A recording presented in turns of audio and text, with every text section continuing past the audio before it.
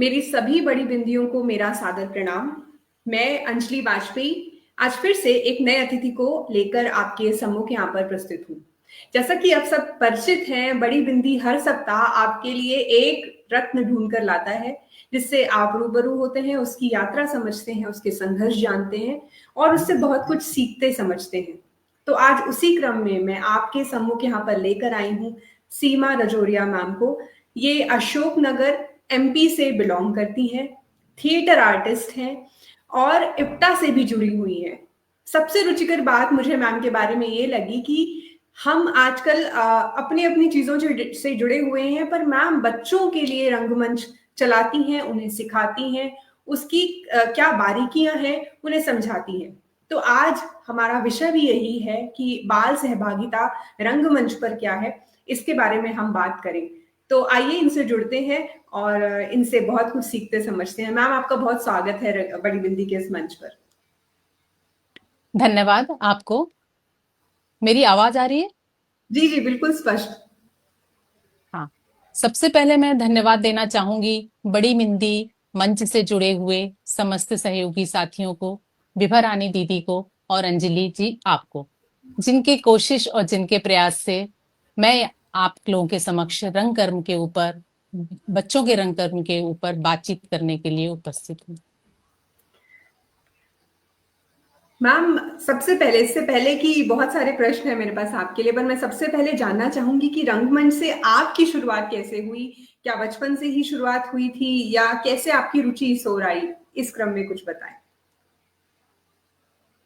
मैंने वैसे रंग कर्म की बात करूं तो मैंने कक्षा 3 में पहला नाटक किया था, दीपदान, जी जिसकी यादें काफी धुंधली हैं, कुछ भी स्पष्ट नहीं है, सिर्फ फोटो तस्वीर है जिसको देखकर मैं कह सकती हूँ कि मैंने नाटक किया था।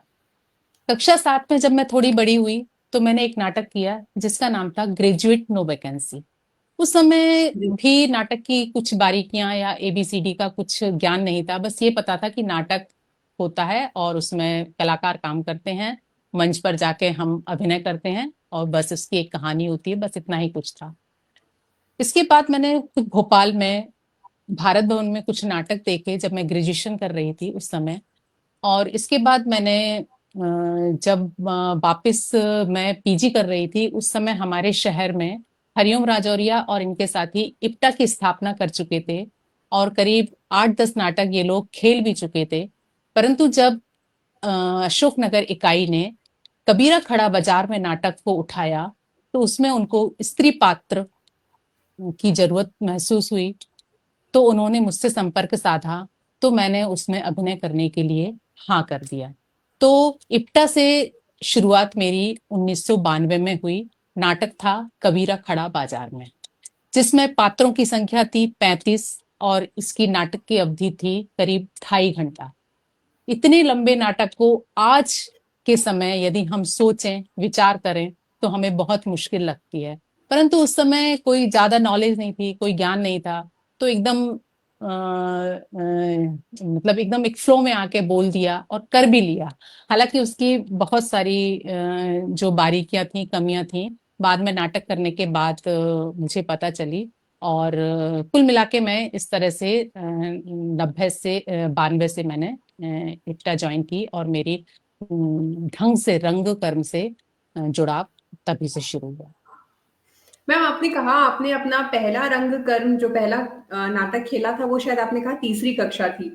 तो उसके बिल्कुल। बाद ऐसा क्या हुआ कि लगा कि नहीं, इससे जुड़े रहना है आगे भी जीवन में? एक बच्चे के लिए मैं पूछ रही हूँ, बच्चे को क्या लगा? नहीं, उस समय तो कोई ज्ञान नहीं था। स्कूल में जो एनुअल फंक्शन हुआ करते हैं उसके तहत टीचरों ने तैयार कर दिया, हम तैयार हो गए। थोड़ा सा इस तरह का रुझान था। क्योंकि मुझे याद है मैं जब कक्षा 7 में थी तो हमारे स्कूल में चुनाव होते थे, तो मेरे को सांस्कृतिक प्रमुख भी बनाया था। अब उस समय मेरे जी। अंदर इस तरह की गतिविधियां रही होंगी, रुचि रही होगी, पर मुझे ऐसा कुछ खास याद नहीं है कि क्या वजह रही कि मैं इस तरफ आकृष्ट हुई। हाँ, जब मैंने इक्टा से मैं जुड़ी उसी समय मैंने हिंदी साहित्य में एमए करने का विचार किया और मैंने हिंदी साहित्य पढ़ा। तो साहित्य और नाटक से जुड़ाव के बाद ही मैंने कई सारी चीजों को अच्छे से जाना, जैसे सशक्तिकरण, शिक्षा, जागरूकता, लैंगिक समानता, इन सब की तरफ मेरा ध्यान गया और मैंने इनके बारे में पढ़ा, विचार किया और बस इस तरह से रंग कर्म से जुड़ती चली।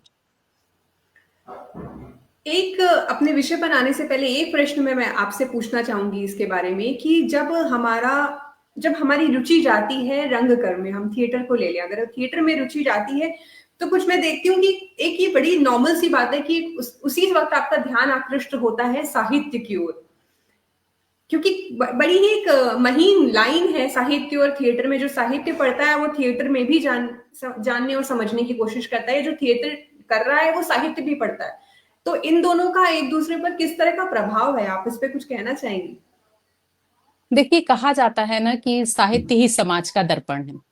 तो साहित्य में वे सारी चीजें आती हैं जो हमारे समाज में हो चुकी होती हैं या चल रही होती हैं, या हम आगे वाले समाज को जैसा बनाना चाहते हैं, जैसा रचना चाहते हैं, जैसा गढ़ना चाहते हैं, वो सब कुछ हमारे साहित्य में होता है। और रंग कर्म में भी हम वही सारी चीजों को दिखाना चाहते हैं, करना चाहते हैं, स्थापित करना चाहते हैं। तो इन दोनों का तालमेल हमेशा से रहा है। हाँ, बस इतना जरूर फर्क है कि आप साहित्य में वह चीज प्रैक्टिकली करके नहीं दर्शा सकते,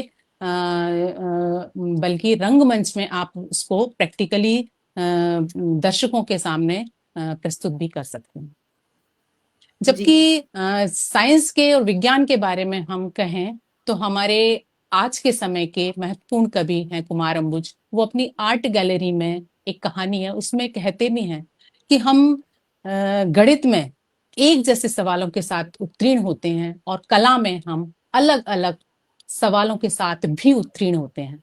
और कला ही एक ऐसा क्षेत्र है जहां पर हम अपने सपने देखते हैं और सपनों को जीते हुए, सपनों को साकार करते हुए जीने की कोशिश करते हैं। और कला ही एक ऐसा क्षेत्र है जो हमें जीवन की संपूर्णता देता है।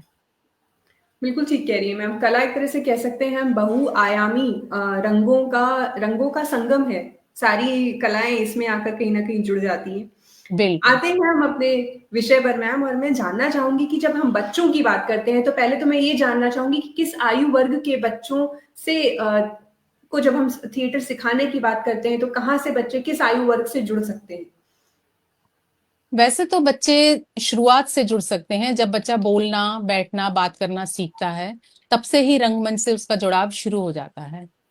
वरन हम जहाँ की बात करें, मैं जिस तरह का काम करती हूँ, जिस तरह की कार्यशाला आयोजित करती हूँ, तो वो मैं 8 वर्ष की उम्र के बच्चों को लेती हूँ। 8 से करीब हम 20-22 वर्ष के बच्चों तक काम करते हैं। तो बच्चों की शुरुआत तो आप जन्म से ही करते हैं। जैसे माँ बच्चे को लोरी सुनाती है, तो लोरी में जी। भी एक तरह से वो लय ताल का ज्ञान ही कराती है, जिसमें बच्चे को धीरे धीरे रस आने लगता है और वो चीजों को समझने लगता है। बिल्कुल, ऐसी कोई उसकी निश्चित आयु सीमा नहीं है। मैं तो कहती हूँ कि अगर माँ भी शायद गर्भ में पलते बच्चे के समय भी अगर वो इस तरफ जुड़े और देखे तो उसके लिए भी, स्वास्थ्य के लिए अच्छा, और फिर उसके साथ-साथ बच्चे में भी वो जुड़ाव कहीं न कहीं हमें देखने को मिलेगा। बिल्कुल बिल्कुल। अच्छा, तो अब इसी क्रम में मैं जानना चाहूँगी कि किस तरह से रंगमंच एक बच्चे में कलात्मकता, रचनात्मकता, कल्पनाशीलता को बढ़ाता है? जहां तक हम बच्चों में इन तरह के भावों का विकास करने की बात करें, तो जैसे आप मान लीजिए कि बच्चे को अपन एक कहानी सुना रहे हैं। मान लीजिए मैं एक बच्चे को कहानी सुनाती हूँ कि एक राजा था, बड़ा पराक्रमी था, बहादुर था। उसकी एक राजकुमारी थी, बहुत खूबसूरत थी। जो उसके कर्मचारी थे वो बड़े बदमाश थे, चापलूस थे। यदि मैं बच्चे को इस तरह की कहानी सुनाती हूँ, अब मान लीजिए बच्चा कल्पना करेगा कि राजा था, बड़ा पावरफुल था, उसकी बेटी थी, बड़ी खूबसूरत थी, वो कल्पना करेंगे कि कितनी खूबसूरत थी। और हर बच्चा अपने अपने विवेक बुद्धि के हिसाब से कल्पनाएं अलग अलग करेगा, और उसमें रचनात्मकता भी हर बच्चे में अपने हिसाब से अलग अलग ही तय होगी। तो इन सब चीजों का बच्चों की रचनात्मकता और कल्पनाशीलता पर प्रभाव पड़ता है। बच्चे कल्पना करते हैं, जैसे अभिनय करते हैं। मान लीजिए किसी भी पात्र का अभिनय कर रहे हैं, मान लीजिए जोकर का अभिनय कर रहे हैं या चोर का अभिनय कर रहे हैं, तो बच्चे कल्पना करते हैं। मान लीजिए चोर का अभिनय करना है तो बच्चा कल्पना करेगा कि मैं चोर बना हूं तो मेरे को कैसी वेशभूषा पहनना है, मेरे हाव भाव कैसे रहना है, मुझे कैसे चलना है, कैसे बात करना है। तो वो अपनी कल्पना करता है और अपनी रचनाशीलता का परिचय भी देता है। धीरे धीरे बच्चे जब इस तरह का काम करते हैं तो उनमें ऑटोमेटिकली ही ये चीजें क्रिएट होती जाती हैं। क्योंकि मैम आप बच्चों के लिए कार्यशाला चलाती हैं, तो कभी अभिभावकों की तरफ से इस तरह के प्रश्न नहीं आते कि अ, दोनों, मतलब मैं पॉजिटिव नेगेटिव दोनों ही पक्षों के लिए पूछ रही हूँ कि अब इसके बाद ये बहुत अच्छा स्टडीज में भी करने लगा है या नहीं कर पा रहा है, इसका ध्यान इधर भटक रहा है, कुछ इस तरह की कमेंट्स आते हैं कभी? बिल्कुल आते हैं, कई सारी चुनौतियां आती हैं। पहले जी। तो कई बार ये होता है कि जो बच्चा है वो रंगकर्म से जुड़ना चाहता है और उसके माता पिता रंगकर्म से नहीं जुड़ना चाहते हैं। वो चाहते हैं कि बच्चा अपने कैरियर पर ध्यान दे और अपने कैरियर से संबंधित विषयों को ही पढ़े, और ये उन उन सब चीजों को फालतू या टाइम पास जैसा समझते हैं। तो एक तो चुनौती जी। वहां आती है कि बच्चे को भी अपने को समझना है और उनके पेरेंट्स को भी अपने को समझना है और उनको समझाना है। और दूसरी कई बार चुनौती, ऐसे पेरेंट्स आते हैं हमारे पास, बोलते हैं कि बच्चा आपके वर्कशॉप में आएगा 1 महीने में, तो क्या आप बच्चे को अभिनय में निपुण करा देंगे? तो क्या बच्चा संगीत सीख जाएगा? तो क्या बच्चा टीवी में चला जाएगा? तो क्या सिनेमा में जाने लायक हो जाएगा? तो इस जी। तरह के सवाल इस तरह के सवाल करते हैं कि उनको जवाब देना काफी मुश्किल हो जाता है। उनको ये बताना बहुत मुश्किल हो जाता है कि भाई ये कला एक इतनी कम समय में आने वाली चीज नहीं है। हम सिर्फ कला की एक दिशा दे सकते हैं, बाकी मेहनत करना, समय देना, सब कुछ ये करना तो बच्चे और आपकी जवाबदारी है। हमारी जवाबदारी तो केवल एक दिशा ही बताना है। तो कई सारे पेरेंट्स के साथ हमको ये दिक्कत आती है और कई बार निराश भी होते हैं। जैसे कि बच्चा आया है वर्कशॉप में तो पेरेंट्स और बच्चा अमूमन ये चाहेगा कि मुझे नाटक में मुख्य पात्र ही मिले। मैं आजू बाजू का पात्र तो करना नहीं चाहूंगा, क्योंकि उसमें अमूमन जो स्कूल में एनुअल फंक्शन होते हैं तो उसके माता पिता कहते हैं अरे इसमें तो उसने इतना बड़ा रोल किया था, बहुत अच्छे से कर लिया था। चाहे भले वो एक थर्ड क्लास एक्टर की नकल ही क्यों ना उतार रहा हो, उनको ये लगता है बस यही तो एक्टिंग है, यही तो अभिनय है।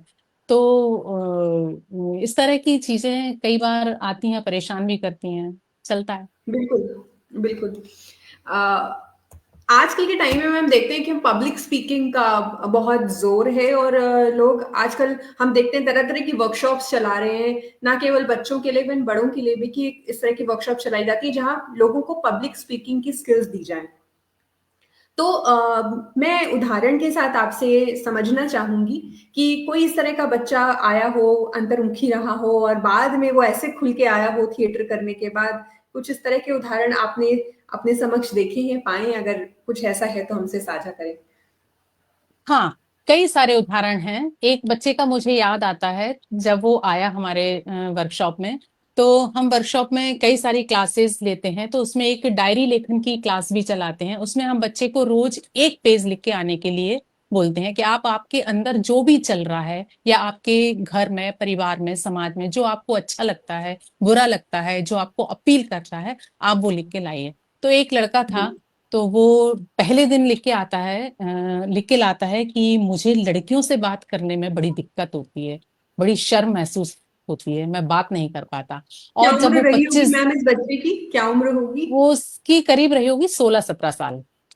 जी, ओके।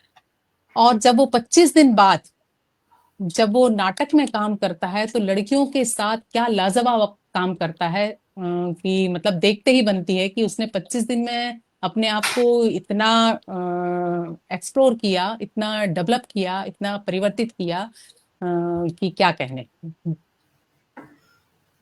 तो मैं बस मैम के इस उदाहरण के साथ अब सुनने वाली माताओं से ज़रूर कहना चाहूँगी यहाँ पर कि जो भी कार्यक्रम बच्चे जो आपके सीख रहे हैं, समझ रहे हैं, ये ना ही समझें कि उसका सिर्फ उनके एक रुचि की तरह उभर रहा है, बल्कि उनके सर्वांगीण विकास में भी ये सब चीज़ें बहुत मदद करती हैं। तो ध्यान से सुनिए और हम समझते हैं इसके और भी गुण आगे किस तरह से काम आते हैं।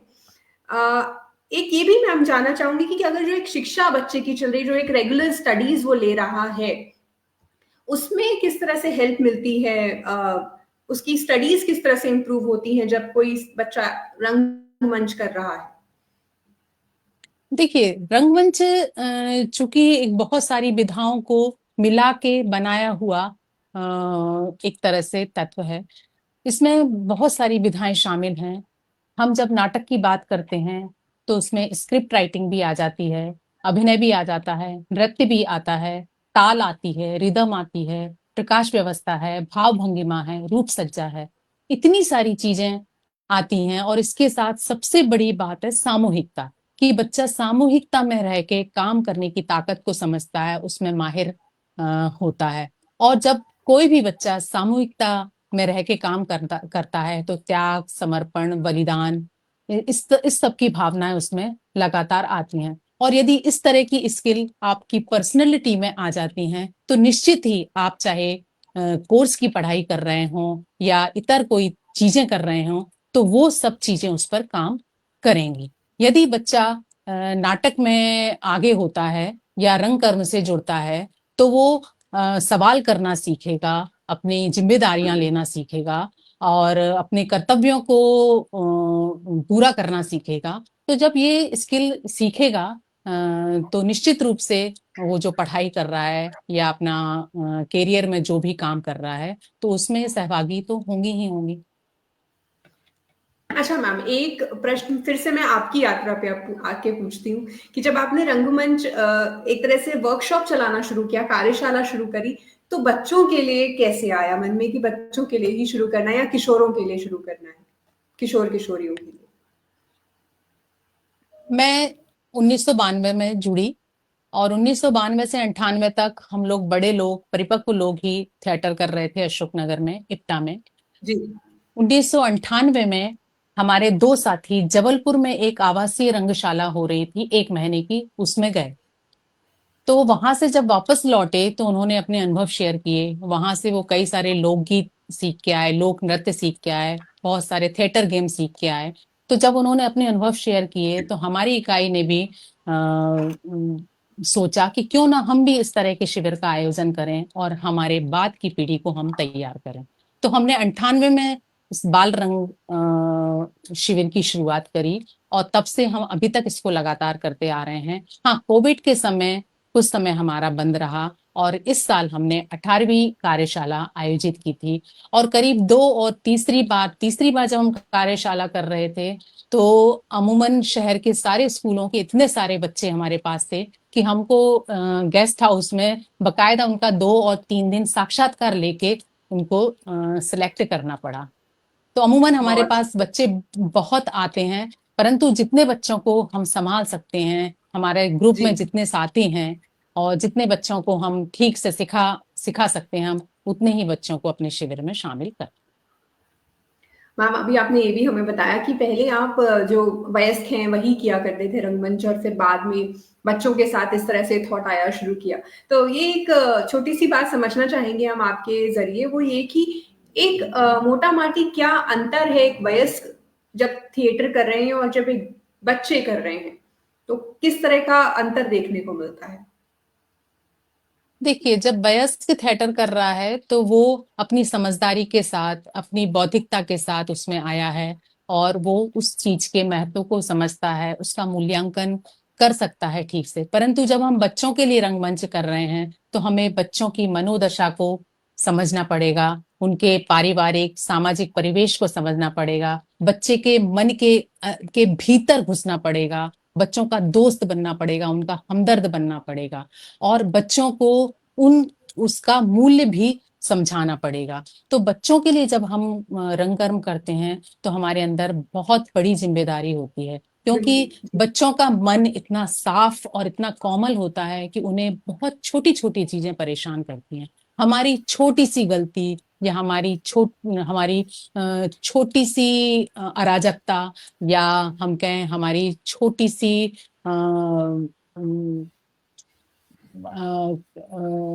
दिक्कत उनके लिए एक बड़ी दिक्कत बन सकती है, जो हो सकता है उनके पूरे जीवन में वो उनके साथ रहे और उनके जीवन पर नकारात्मक असर डाले।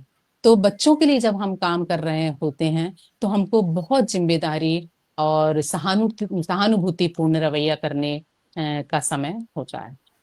मैम चाहूंगी मैं आप एक दो उदाहरण दें। अभी आपने हमें चुनौतियों के रूप में अभिभावकों की क्या एक्सपेक्टेशन है इसके बारे में बताया था। मैं बच्चों के एंड में भी कुछ आपने जो ऐसी चीजें देखी हूँ अपने समक्ष, जो चुनौतियां आई हूँ, कुछ हमें बताएं। हाँ, बच्चों के लिए ये है कि सबसे पहले तो आज का जो समय है वो कैरियरिज्म का जमाना है। करियर के लिए बच्चे और पेरेंट्स दोनों ही चिंतित हैं। और जहाँ तक रंगमंच की मैं बात करूं तो रंगमंच में पेशेवर रंगमंच होना आज के समय में हिंदी बेल्ट की यदि मैं बात करूं तो उसमें थोड़ा सा अभी वक्त लगेगा, क्योंकि हमारे यहाँ उस तरह का अभी रंगमंच को लेके उस तरह का सामाजिक परिवेश नहीं है जिस तरह का परिवेश बंगाल में है, महाराष्ट्र में है, गुजरात में है। वहां पर रंगमंच देखने वाले श्रोता और दर्शक मिलते हैं। बकायदा टिकट भी जारी होते हैं, टिकट खरीद कर लोग आते हैं। परंतु हिंदी बेल्ट में अभी इस तरह की कमी है और ये बच्चों के लिए थोड़ी सा परेशानी का सबब है। इसके लिए हमें थोड़ी सी मेहनत करने की जरूरत है। एक चीज ये भी जानना चाहेंगे मैम हम आपसे कि कई बार बच्चे बहुत इंटरेस्ट भी दिखाते होंगे, आई एम श्योर, और कई बार हम देखते हैं कि उनका इंटरेस्ट बनाए रखने के लिए, जैसा एनीवेज आपने बहुत सारे बिंदु अभी रखे कि नृत्य भी है, म्यूजिक भी है, फोक म्यूजिक भी है, भाव भंगिमाएं भी है, साज सज्जा भी है। पर जब हम बच्चों की बात करते हैं रंगमंच के क्षेत्र में, तो क्या कुछ चीजें ऐसी हैं जो उनको आकर्षित करने के लिए हम ज्यादा इसमें कल्टीवेट करते हैं थिएटर कल्चर में? हाँ, जैसे बच्चों के लिए जो हम बच्चों को जो सिखाते हैं, हम बच्चों में दो ग्रुप में डिवाइड कर देते हैं। एक थोड़ी सी कम उम्र के बच्चे और एक थोड़ी सी ज्यादा उम्र के बच्चे जो चीजों को समझते हैं। और छोटी उम्र के बच्चों के साथ हम छोटी छोटी कहानियां, छोटे छोटे गीतों के माध्यम से बात रखते हैं, ताकि उनको सहजता से वो चीजों को समझें और सहजता से अपनी बातों को रख सकें। और बड़े बच्चों के बीच हम थोड़ा सा परिपक्व चीजों को लाते हैं, ताकि वो उसमें अपनी बुद्धिमत्ता के साथ शामिल हो सकें। और जी। जैसे हम बड़े बच्चों के बीच कहानी का मंचन करते हैं, हम कोई भी कहानी उठा लेते हैं, फिर इम्प्रोवाइजेशन के जरिए उस कहानी को नाट्य रूपांतरण करते हैं, नाटक का रूप देते हैं। बच्चों के सहयोग से पूरी पारदर्शिता और पूरी स्वतंत्रता देते हुए हम उस कहानी से पूरा नाटक बना के और फिर प्रस्तुत करते हैं।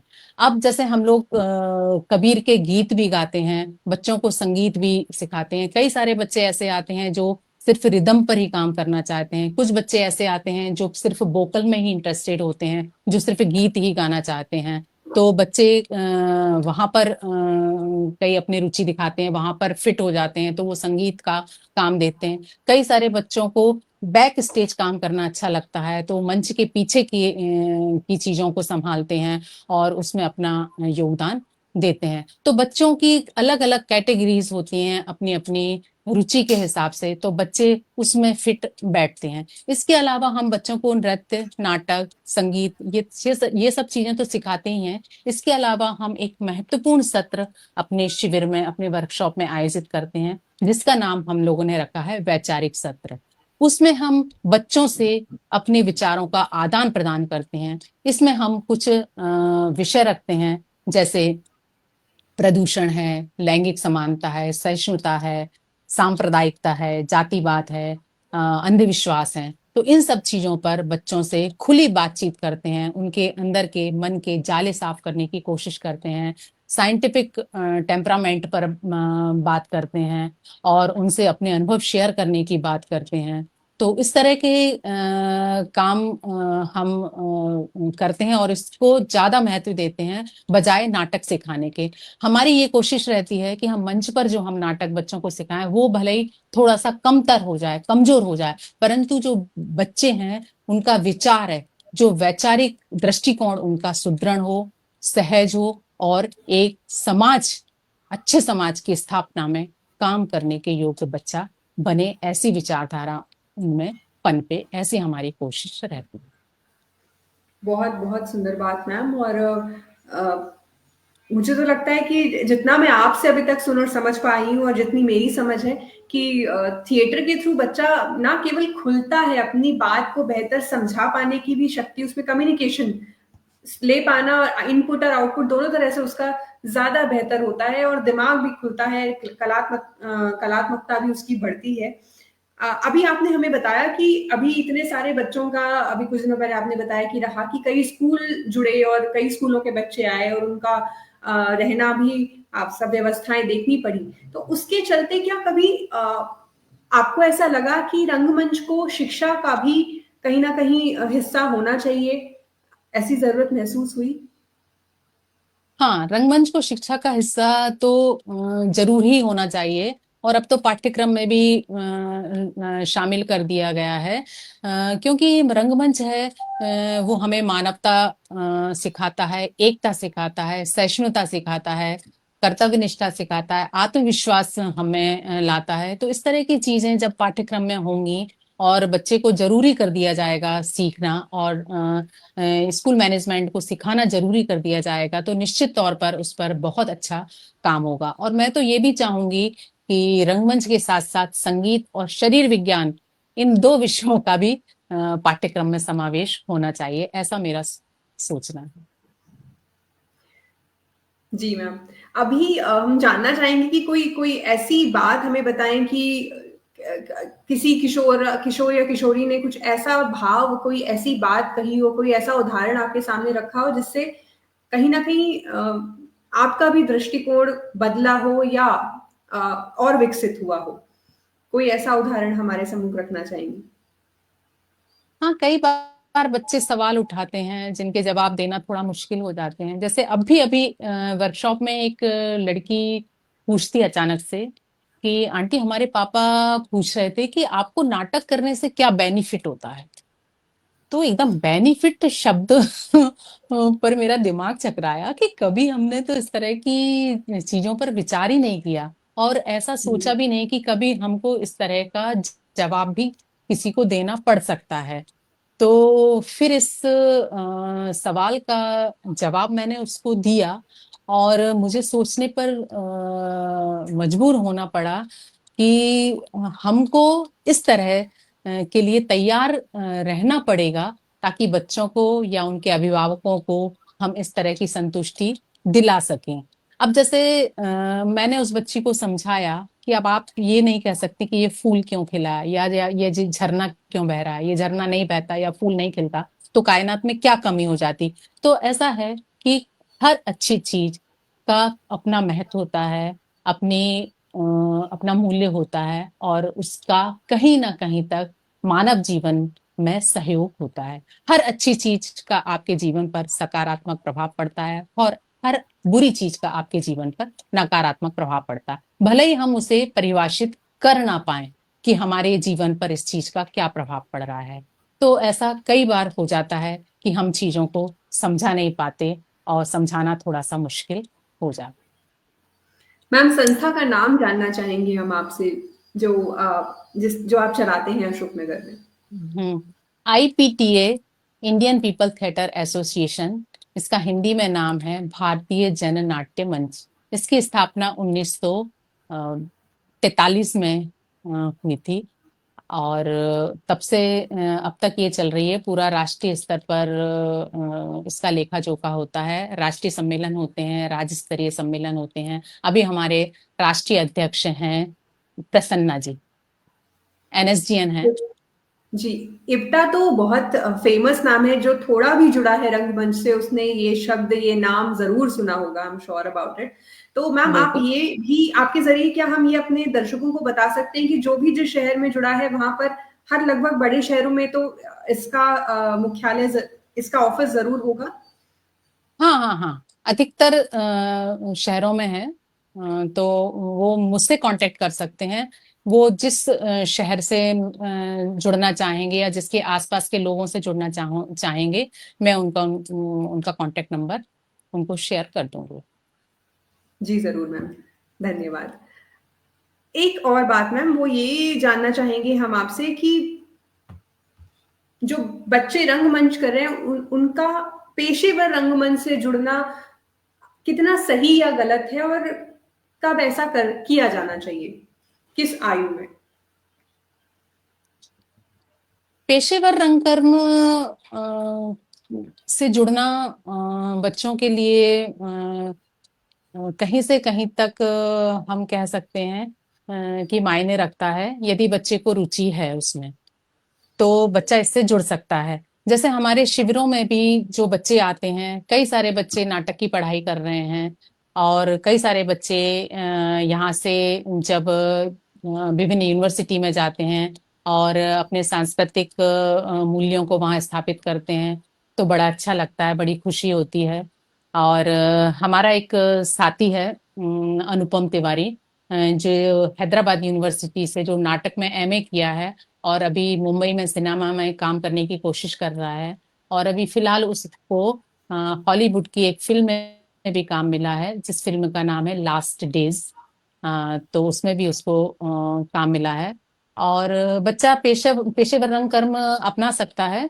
और आजकल तो टेक्नोलॉजी का जमाना है और कई सारे मंच बच्चों को मुहैया करा रहे हैं इस चीज के लिए। तो बच्चे इस तरफ जा सकता है। मैम, जब हम बच्चों की बात करते हैं तो वो जो एक किशोरावस्था है, बड़ी ही नाजुक उम्र है, बड़ी ही संवेदनशील आयु है।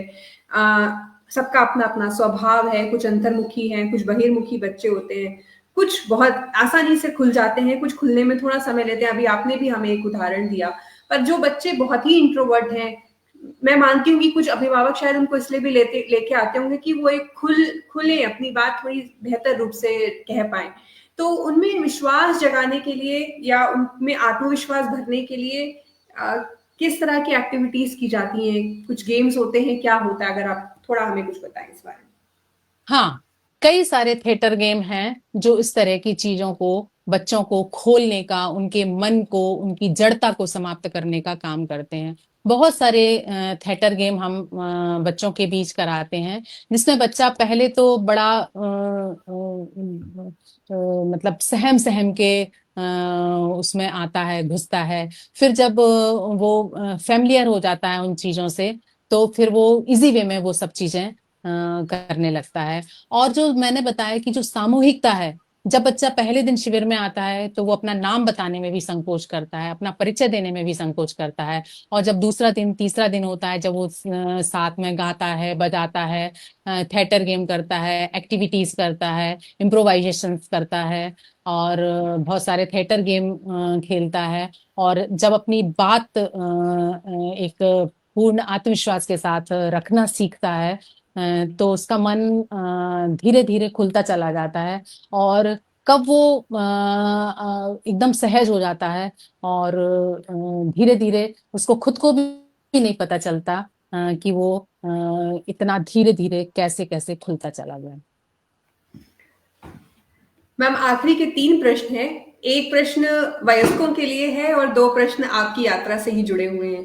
पहले तो ये मैं जानना चाहूंगी कि इतने समय से आप बच्चों के लिए रंगमंच की कार्यशाला चला रही हैं, किस तरह का संतुष्टि भाव रहता है मन में इसको चलाते हुए? देखिए, बच्चों के बीच जब बात करने की बात होती है तो जितना सहज, जितना सरल है उतना ही कठिन है। क्योंकि मैंने बताया कि जो बच्चे होते हैं वो मन के बहुत साफ और धुले हुए होते हैं। उनके मन पर हम जैसी छाप छोड़ते हैं, जैसी चीजें भरते हैं, वैसी ही उनके अंदर चीजें भरती चली जाती हैं। तो हमारी जवाबदारी है कि बच्चों को निष्पक्ष, निर्भीक, सही को सही और गलत को गलत कहना सिखाएं, उन्हें बताएं, उन्हें सवाल करना सिखाएं और उनको अपनी जिम्मेदारियां लेना सिखाएं। उनको आत्मविश्वास से परिपूर्ण बनाएं। वो जो कह रहे हैं, वो जो कर रहे हैं उस पे भरोसा रखें। अपनी गलतियों को स्वीकार करना सिखाएं। अपनी गलती हो जाने पर उनमें उससे माफी मांगने की बात को सिखाएं और अपनी ईमानदारी के साथ अपने जीवन को जीने की ओर वो आगे बढ़ें, ऐसी हमारी कोशिश रहती है कि हम बच्चों को ऐसी शिक्षा दें ताकि बच्चे अपने एक जिस समाज में वो जाएं और एक संपूर्ण और सफल समाज की स्थापना कर सकें। बिल्कुल मैम। साथ ही आगे इस यात्रा को और समृद्ध बनाने के लिए क्या किस तरह का प्लानिंग है मैम? हमारी कोशिश ये रहती है कि बच्चा पहले तो पढ़े और खूब पढ़े और अपने समसामयिक वातावरण पर नजर रखे, गौर रखे। हमारे चारों तरफ समाज में क्या घटनाएं घट रही हैं, उनका हमारे जीवन पर, हमारे समाज पर, हमारे घर परिवार पर क्या असर पड़ रहा है, हमारे देश दुनिया में क्या चल रहा है, पूरे देश में चलने वाली घटनाओं पर गौर करे और पॉलिटिक्स को भी नजरअंदाज ना करे, उस पर भी अपनी पैनी नजर रखे। और मैं तो ये कहूंगी यदि रंगमंच में यदि बच्चा आता है तो वो सबसे पहले अपने देश के रंगमंच के बारे में पढ़े, उसके इतिहास को जाने, उसके वर्तमान को जाने और भविष्य में कैसा रंगमंच होना चाहिए उस पर विचार करे। इसके अलावा देश दुनिया के रंगमंच पर बातचीत करे, उनसे संबंधित लोगों के संपर्क में रहे और इस तरह से आगे बढ़े। आखिरी प्रश्न मैम, वो ये कि इप्टा के पास वयस्कों के लिए, अगर जो जो भी हमारे यहाँ पे व्यूवर्स हैं जो जुड़ना चाहते हैं, जो सीखना चाहते हैं, जो समझना चाहते हैं, वो कैसे कैसे जुड़ सकते हैं और उनके लिए क्या सुविधाएं हैं, क्या चीजें हैं जिससे वो भी जुड़ सकें थिएटर से? इप्टा से जुड़ने के लिए, हेलो। जी मैम, इप्टा के जरिए रंगमंच से जुड़ने के लिए। हाँ, जी, पहले तो अपने आप मुझे शहर सुन पा रही हैं में, मैम?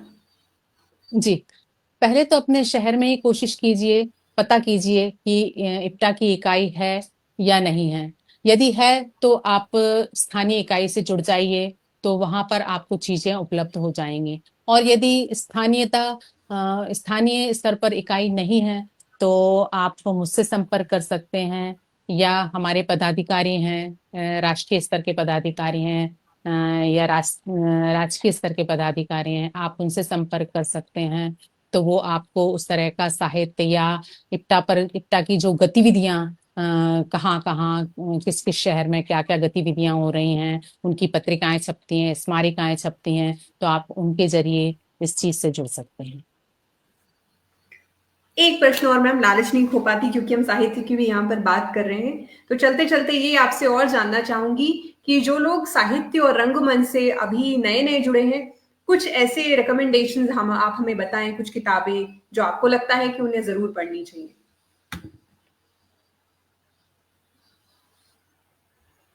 इतने कम समय में किताबें बताना तो काफी मुश्किल है। कुछ भी मैम, कुछ भी जो फिर जो भी आपको दो चार मन में आ रही हो, सब तो नहीं कही जा सकती, समझती हूँ मैं। मैं इसको लेके चाहूंगी, अभी गिरीश कर्नाड की किताब निकली है, जीवन खेल में, अभी नई नई निकली है, आप उसको पढ़ सकते हैं। भीष्म साहनी जी को पढ़ सकते हैं। हबीब तनवीर साहब को पढ़िए, कला वार्ता का एक अंक है हबीब तनवीर साहब के ऊपर, आप उसको पढ़ के एक छत्तीसगढ़ के रंगमंच को आप काफी हद तक जान सकते हैं। और इसके अलावा आप रंगमंच के इतिहास को जानिए, भरत मुनि के नाट्य शास्त्र को पढ़िए और अभी मुझे रिसेंटली याद नहीं आ रही हैं किताबें, बस इतनी ही किताबें याद आ रही हैं। जी मैम, जहां से शुरुआत करें वहीं से मैं कहूंगी आपका रास्ता खुलता है, शुरू होता है, तो कहीं कोई देर नहीं है, बस जुड़ जाइए और शुरू हो जाइए। और बहुत खुशकिस्मती है हमारी कि मैम ने हमें ये भी कहा है कि अगर आपके शहर में इप्टा नहीं है और आपको किसी तरह की जानकारी चाहिए, तो मैम वो जानकारी देने के लिए प्रस्तुत है। मैम, आपके लिए हम एक रिक्वेस्ट चाहिए यहाँ पे कि कोई रजोरिया जी की एक आध कविता अगर आप सुना दीजिए हमें, जो भी आपको याद हो। कविता तो याद नहीं है, मैं कबीर का एक पद आपको सुना देती हूँ, जी मैम, चलेगा? स्वागत स्वागत है। ठीक है। पानी बिच मीन प्यासी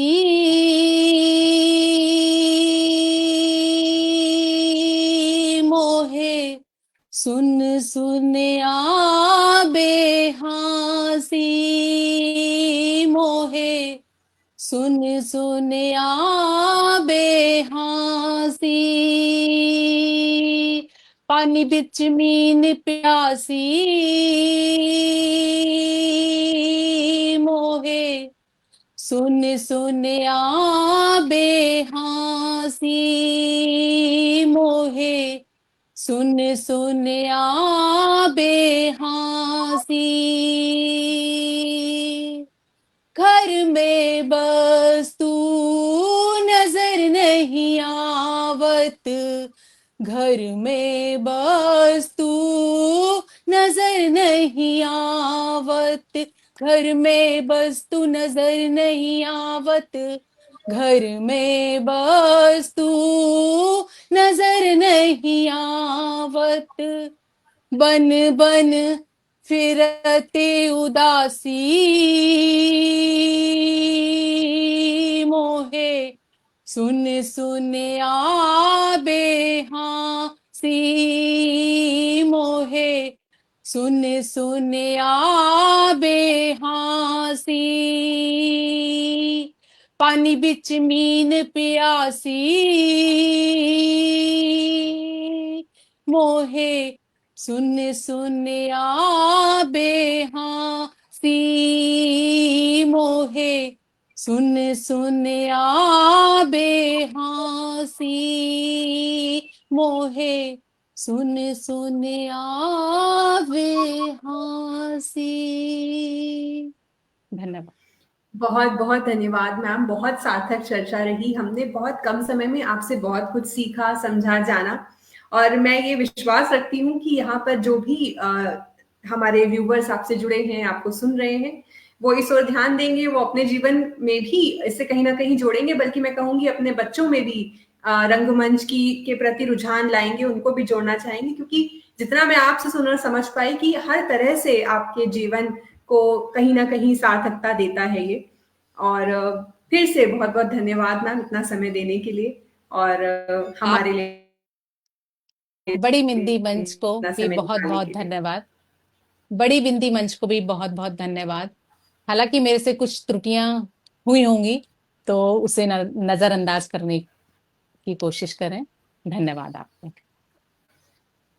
बहुत बहुत धन्यवाद, बहुत बहुत धन्यवाद मैम। और अपने सभी दर्शकों की आप कि जानते हैं कि हमारे कमेंट बॉक्स में बाय मी अ कॉफी का एक लिंक रहता है, जिसके जरिए आप कम से कम एक और अधिक से अधिक कितनी भी कॉफीज खरीद सकते हैं, जो धनराशि है वो हमारे कैंसर सर्वाइवर्स के लिए जाती है। तो ऐसे ही जुड़े रहें बड़ी बिंदी से। हम आपके लिए ऐसे ही आए दिन नए अतिथि लेकर आएंगे, जो आपको कुछ ना कुछ आपके जीवन के प्रति मैं कह के आपको विश्वास दिला सकती हूँ कि कुछ नई बात बता के जाएंगे, कुछ नई बात सिखा के जाएंगे। तो तब तक के लिए आप सबको बहुत सारा नमस्कार और प्यार। नमस्कार।